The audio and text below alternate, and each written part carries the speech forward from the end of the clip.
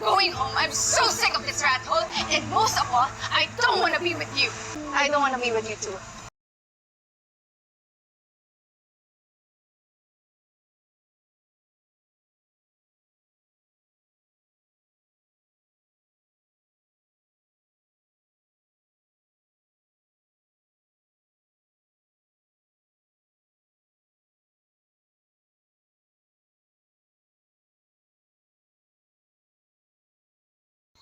Sinita ni Bingo si Snoop nang makita niyang gumagawa siya ng peking page para makajoin siya sa libreng seminar ni Jaime kung saan makikijoin si Bingo dahil gusto din niyang matuto at para may kasama din ang kaibigan niyang umaten.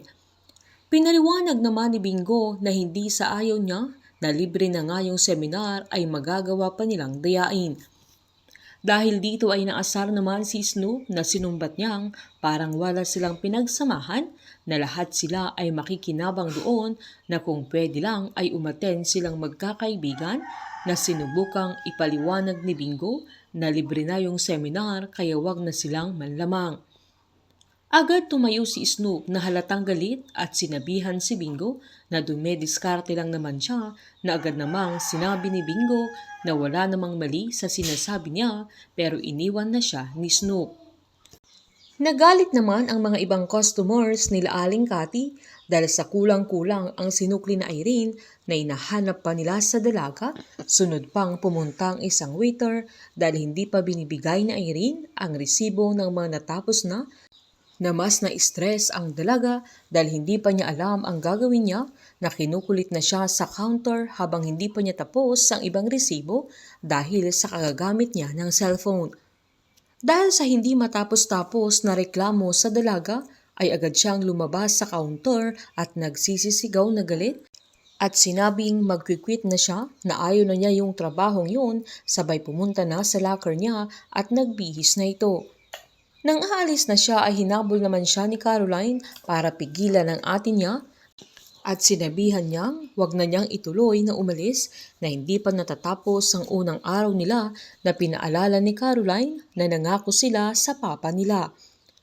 Nanindigan naman sa Irene na uuwi na siya dahil magkakasakit siya sa lugar na yun dahil napakadumi na ang pinakadahilan niya ay ayaw niyang makasama si Caroline.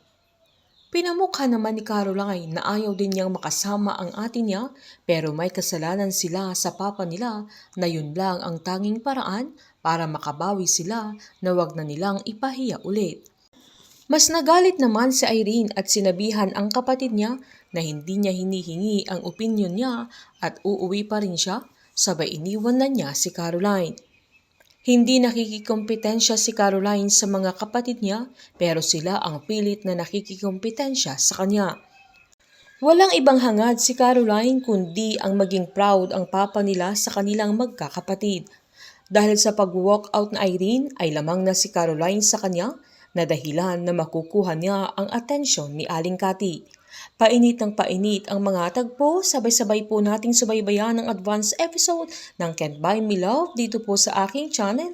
Patuloy lamang pong manood at mag-subscribe para ma-update po kayo sa mga susunod na episode.